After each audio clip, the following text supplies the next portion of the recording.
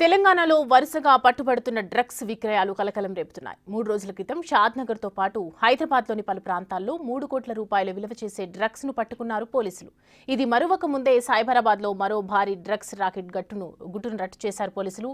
ఈ కేసులో 2 కోట్ల రూపాయలు విలువ చేసే డ్రగ్స్ ను స్వాధీనం చేసుకుని సీజ్ చేశారు. ఈ వ్యవహారంలో ఒక యువతితో పాటు ఏపీకి చెందిన కానిస్టేబుల్ సహా మొత్తం 5 నిందితులను అరెస్ట్ చేశారు.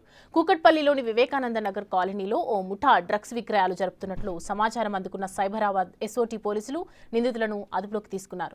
2 కోట్లు విలువ చేసే 841 గ్రాముల కొకైన్ స్వాధీనం చేసుకున్నట్లు తెలిపారు పోలీసులు.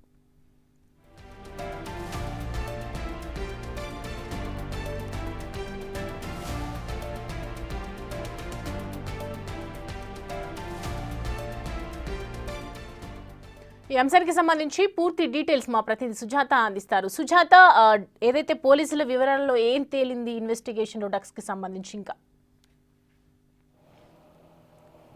యువతిని పట్టి పీడిస్తున్నటువంటి డ్రగ్స్ని రూపమాపేందుకు తెలంగాణ రాష్ట్ర ప్రభుత్వం మరొక అడుగు ముందుకు వేసిందనే చెప్పుకోవాలి. టీఎస్ న్యాబ్ ఇప్పటికే వివిధ రకాల టీంలుగా ఏర్పడి తెలంగాణ రాష్ట్రంలోని డ్రగ్స్ పెడ్లర్లతో పాటు డ్రగ్స్ మూలాలను కూడా పట్టుకునేందుకు అన్ని రకాలుగా అయితే మాత్రము డ్రగ్స్ మూలాలను కూడా అంతం చేసే పనిలో ఉంది. 2 రోజుల క్రితం అంటే షాద్నగర్ ఒక దాబాలో డ్రగ్స్ని నిర్వహిస్తున్నటువంటి సంజుబాయ్ గతంలో 2022లో డ్రగ్స్ని సరఫరా చేస్తూ పోలీసులకు పట్టాడు. తనతో పాటు సాహు అనే వ్యక్తిని కూడా అదుపులోకి తీసుకున్నారు. ఆ తర్వాత సంజుబాయ్ దాబా నిర్వహిస్తున్నటువంటి టైంలోనే తను మరణించడంతో ఇదంతా కూడా సాహు దాబాలోనే డ్రగ్స్ని అమ్ముతున్నట్లు అటు పోలీసులు నిఘా పెట్టారు.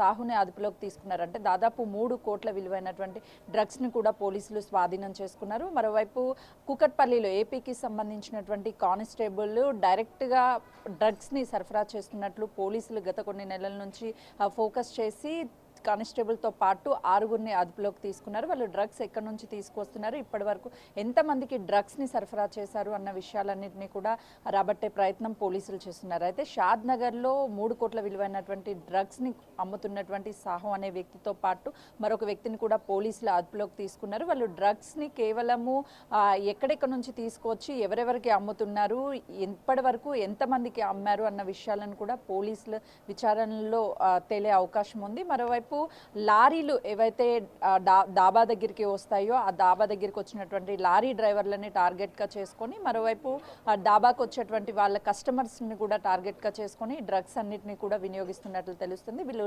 రాజస్థాన్కి సంబంధించినటువంటి వ్యక్తులుగా అటు పోలీసులు చెప్తున్నారు. గతంలోనూ 2022లోనూ పట్టుబడ్డారు. ఇప్పుడు మళ్ళీ మరొకసారి వీళ్ళు డ్రగ్స్ సరఫరా చేస్తూ కూడా పట్టుబడ్డట్లు తెలుస్తుంది. అయితే ఇప్పటికే సందీప్ సాందిల్యా కూడా గోవాలో డ్రగ్స్ సంబంధించినటువంటి ఒక సీక్రెట్ ఆపరేషన్లో డైరెక్ట్గా పాల్గొని తనే డ్రగ్స్కి సంబంధించినటువంటి వాటన్నిటిని అసలు డ్రగ్స్ ఎవరు కొనుగోలు చేస్తున్నారు, ఎక్కడి నుంచి సరఫరా చేస్తున్నారు, వీటన్ని అంశాలను కూడా వెలుగులోకి తీసుకొచ్చారు. మరోవైపు తెలంగాణ రాష్ట్రంలో డ్రగ్స్ అనే పేరు వినిపించవద్దు. ఒకప్పుడు డ్రగ్స్ అంటే ప్రతి గల్లీలోనూ ఈజీగా దొరికేటువంటి డ్రగ్స్ అనే ఒక పేరు ఉంది హైదరాబాద్కి. కానీ మూలాలన్నీ ఇక్కడే ఉన్నాయని కూడా చాలా వరకు గతంలో తెలిసింది. అయితే ఇప్పుడు డ్రగ్స్ మూలాలని అంతం చేయడంతో పాటు డ్రగ్స్ ఎవరైతే సరఫరా చేస్తున్నారో వాళ్ళందరినీ కూడా ఎక్కడికక్కడ టీనాబ్ వాళ్ళు అరెస్ట్ చేయడము, వాళ్ళు ఎక్కడి నుంచి డ్రగ్స్ని కొనుగోలు చేస్తున్నారు, డ్రగ్స్ ఎవరు సరఫరా చేస్తున్నారు అన్న వాళ్ళందరినీ కూడా అదుపులోకి తీసుకొని విచారిస్తున్నటువంటి సిచ్యువేషన్ నెలకొంది. అయితే ప్రధానంగా డ్రగ్స్ని వినియోగిస్తున్నటువంటి వాళ్ళకు కూడా కౌన్సిలింగ్స్ ఏర్పాటు చేయడము, వాళ్ళు మరొకసారి డ్రగ్స్కి బానిసలు అవ్వకుండా ఉండడానికి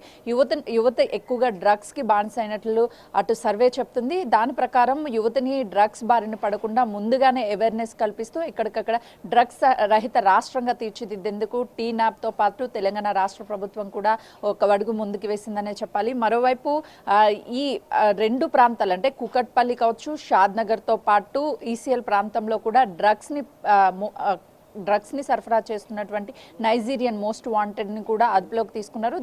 తనతో పాటు మరో 4 కూడా పోలీసులు అదుపులోకి తీసుకున్నారు. అంటే జరిగినటువంటి 3 రోజుల్లోనే దాదాపు 1000 కోట్లకు సంబంధించినటువంటి డ్రగ్స్ని అమ్ముతున్నటువంటి వ్యక్తులను అదుపులోకి తీసుకోవడంతో పాటు ఈ డ్రగ్స్ని వినియోగిస్తున్నటువంటి వాళ్ళని కూడా కనిపట్టే పనిలో పోలీసులు ఉన్నారు. ఈ డ్రగ్స్ ఎక్కడి నుంచి తీసుకువస్తున్నారు, ఈ డ్రగ్స్ మూలాలు ఎక్కడ ఉన్నాయి అనే దాని మీద కూడా అటు టీనాబ్ పోలీసులు ఫోకస్ చేసినటువంటి పరిస్థితి ఉంది. మొత్తానికి తెలంగాణ రాష్ట్రాన్ని అటు డ్రగ్స్ రహిత రాష్ట్రంగా తీర్చిదిద్దేందుకు మరొక అడుగు ముందుకు వేసింది. దాంతోపాటు పోలీసులు కూడా వివిధ రకాల టీంలుగా ఏర్పడి ఎక్కడైతే డ్రగ్స్ వినియోగం జరుగుతుందో, డ్రగ్స్ పెడ్లర్స్ ఉన్నారో వాళ్ళ మీద ఫోకస్ పెట్టి వాళ్ళని అదుపులోకి తీసుకోవడంతో పాటు వాళ్ళు ఎక్కడి నుంచి తెస్తున్నారో ఆ విషయాలన్నింటినీ కూడా రాబట్టే ప్రయత్నం చేస్తున్నారు. డ్రగ్స్ కొంతవరకు కోట్ల రూపాయలు విలువైనటువంటి డ్రగ్స్ ఈ 3 రోజుల్లోనే బయటికి పడడం అనేది ఇప్పుడు చర్చనీయాంశంగా మారింది. మరోవైపు డ్రగ్స్ ఎవరైతే సరఫరా చేస్తున్నారో వాళ్ళందరి మీద కూడా ఫోకస్ చేయడము, డ్రగ్స్ వినియోగిస్తున్నటువంటి వాళ్ళ మీద కూడా టీనాబ్ పోలీసులు ఫోకస్ చేశారు. సౌమ్య. Right Sujatha, thanks.